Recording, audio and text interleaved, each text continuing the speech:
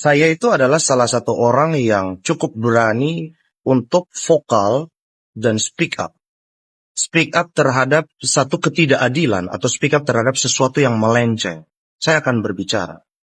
Nah, ini semua bermula dari ketika dulu saya berada di lingkungan orang-orang yang dimana ketika kita berbicara atau ketika kita kritis, ketika kita menyampaikan pendapat atau speak up, malah kita dianggap orang yang memberontak, melawan, dan membangkang.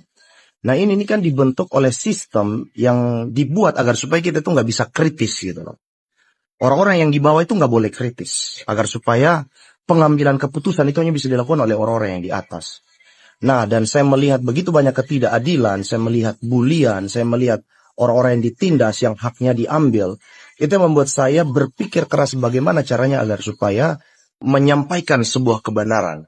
Nah, kenapa kita itu perlu untuk berani speak up, teman-teman? Agar supaya, yang pertama, kita itu tidak diperlakukan semena-mena atau seenaknya oleh orang-orang. Yang kedua, agar kita tidak dimanipulasi atau dikontrol penuh atau ditindas oleh para NPD atau orang-orang manipulator atau orang-orang toksik yang mencoba untuk mengontrol hidup kita. Yang ketiga, agar supaya orang-orang lain itu bisa menghargai batasan-batasan yang kita punya. Terlebih batasan pribadi.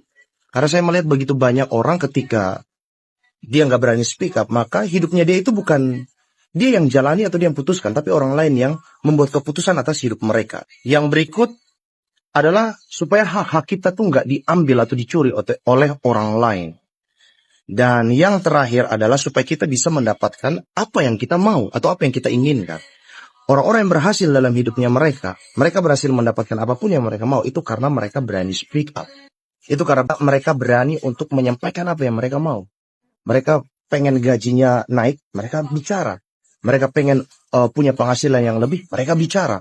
Mereka pengen mendapatkan kebebasan, mereka berbicara.